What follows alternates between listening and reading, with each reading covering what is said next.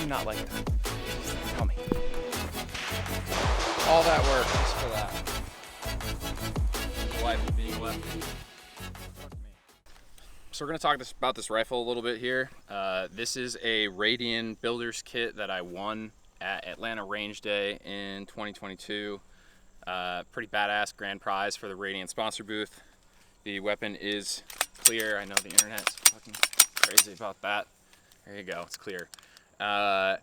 This is an amazing rifle. It has a Criteron 14.5 in it. It has a JP Rifles SCS, their silent capture spring system, and it also has their VMOS, their variable mass operating system, BCG, with a CGS Helios QD TI titanium can and a Collins KT9 on a ScalyWorks 193 with a American trigger, ARGold trigger. Some other things I'm probably missing on here. This is a Emissary Handbrake, MOE plus CTR with a little riser. This is my go-to rifle, if you will. This is the rifle that I shoot most of the time.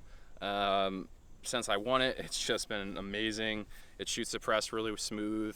There's not too much gas to the face as a left-handed shooter with that BCG setup. Muzzle device is a pin and weld LPM Eclipse, which you cannot see, but it's a nice muzzle device. It's more of a flash hider brake combo. Definitely still has some brake qualities.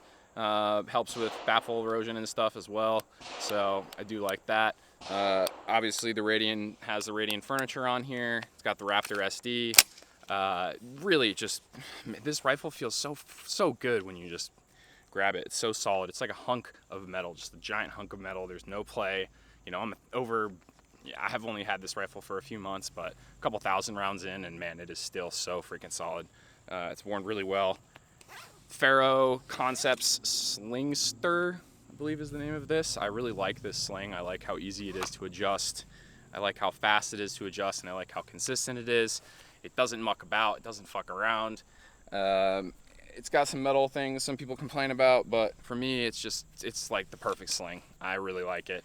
I've only bought one now. I will probably replace most of my slings with it.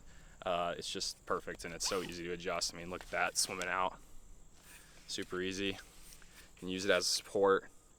It's just the perfect length, and it's uptight. It's just, there's no wiggle. No one's grabbing that from you. So, really like this setup. One thing I did not talk about, this is a 193 riser height, or optic mount height. So it's very upright for an LPVO. A lot of people don't like that. I'm more of a running gunner. I have a bolt gun for, you know, bolt action things. So it's never really bothered me. You can shoot this thing prone, no problem. People bitch about it all the time, but at least with my shape face, it's not as stable, obviously, but it works just fine. So this is a really great gun to engage from 0 to 400 yards all day long. It's pretty big with the kit and everything, but it's not bad. It's wieldable. It's definitely a little heavy, but it's nothing crazy. I do usually have a light on here. I have a Rain 2.0 coming. A light is an essential part of any rifle you're going to depend your life on. I'm a bad example by not having it on here right now, but I do usually have one, and I have a new upgraded Rain coming. I just threw a Streamlight on here that I had. It was really heavy. I hated it. So now we have Rain coming. It's late September. I'm out here on the range. Have a few things I want to work on after last week's match. I'm going to be out here starting with a cold standard from Manzano Tactical.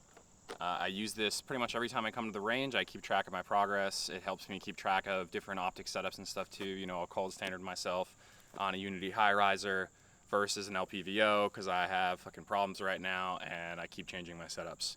So I really like having this every time I come out to shoot. Shout out to Kyle. Holds a great class. If you can make it out to one, highly recommend. So we're gonna give it a shot here. This starts out with a couple close range. It moves further back. Basically, we're looking for all in the A zone. He has different time standards on here for, you know, competence versus demigod.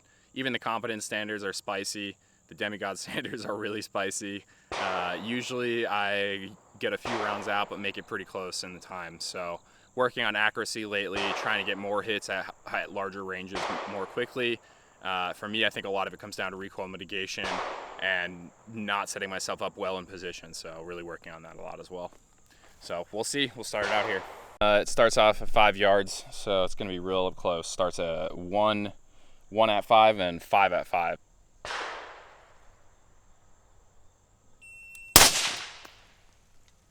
Now we're gonna do 5.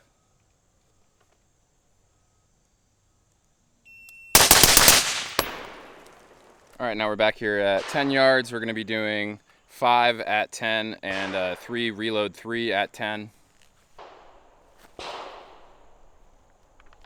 Definitely struggle a bit when it's super bright out. And I have sunglasses on with this reticle.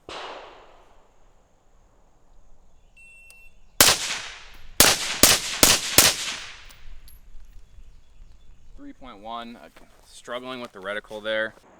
Now we're gonna do a 3 reload 3. I have a pre-staged mag with 2 in it. So then I just pop this one out, put this one in. That gives us a slide lock reload here. And I put this one on my belt, which I am cross-eye dominant, which we will get into on this channel. So for competition, at least I load off right here.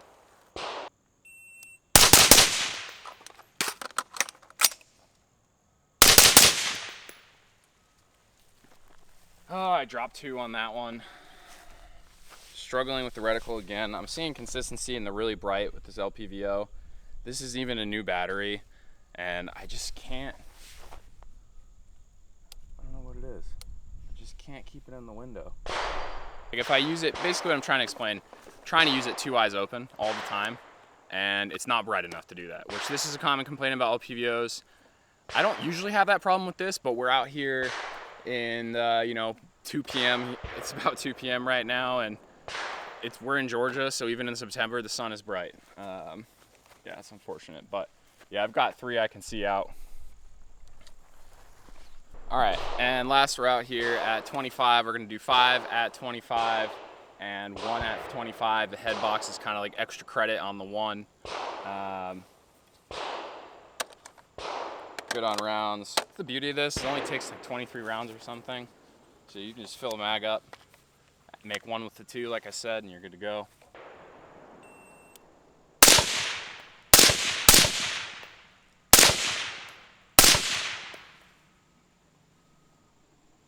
.04, pretty bad. .78, that was better. I kind of cheated that one a little bit. I kind of got antsy on the reload one. You can see that's the most egregious. That's pretty fucking bad. And then those 3 are from when I just shot those random 3 off. So pretty good. Did not make it on all the time standards, but I mean, they're hard. Kyle's a fucking good teacher. He pushes you, so it's good.